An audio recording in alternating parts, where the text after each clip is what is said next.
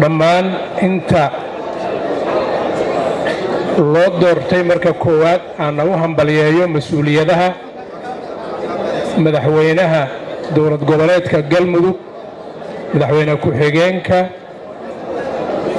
intii hore loogu doortay mas'uuliyadda guddoonka baarlamaanka oo ugu horeeyo guddoomiyaha iyo ku-xigeenadiisa sidii uu yiri guddoomiyihii meeshaan ka hadlay Galmudug saasay ku dhammaystirantahay hambalyo kadib waxaan ugu ducaynaynaa intii mas'uuliyadahaas loo doortay ilaahay inuu waafajiyo gudashada mas'uuliyadahaas waxaan ku gubaabinayaa baarlamaanka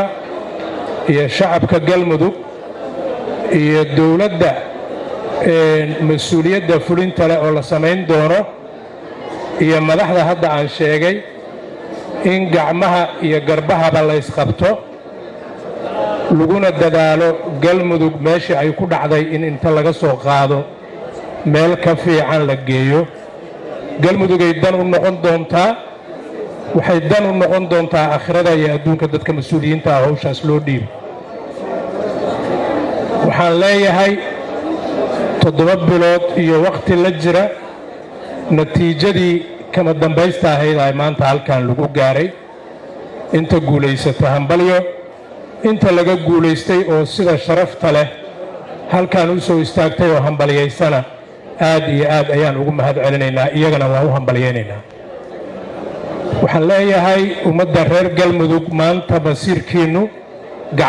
gacantiinu ku jira maamulkii hore la sameeyay waa naga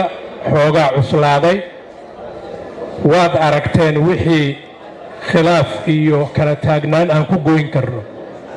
inaysan meelna la geynayn waa aragteen markaan aan bedelno dabciga aan kula dhaqanno dowladnimada iyo wax wada yeelashada go'aan wada gaarista madaxda dhammaan intii hore loo doorto baarlamaanka ahayd iyo inta madaxda dowladda Galmudug oo maanta la doortay oo madaxweynuhu ugu horeeyo sidii hadda madaxweynuhu halkan ka ballan qaaday waxaan rajaynaynaa inay gacanta u taagaan inta dareensan in wax ka xun yihiin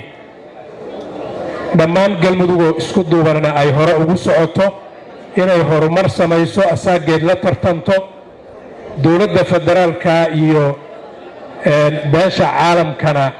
gacanta ay ka mudan yihiin inay weydiistaan mudnaanna ku weydiistaan aad iyo aad ayaad walaalayaal u mahadsantihiin dhammaan inta qayb ka soo qaadatay oo dhan waxaan rabaa inaan ku gabagabeeyo mahadcelin madaxweynaha iyo ra'iisul wasaaraha Soomaaliya oo markii hore lahaa go'aanka kadibna in barnaamijkaani fulo intii la doono oo dadaal geliyay iyo in ka badan waxaan rabaa inaan iraahdo ilaahay Galmudug ha guuleeyo Allah ha guuleeyo dhammaantiin waa mahadsantihiin intaas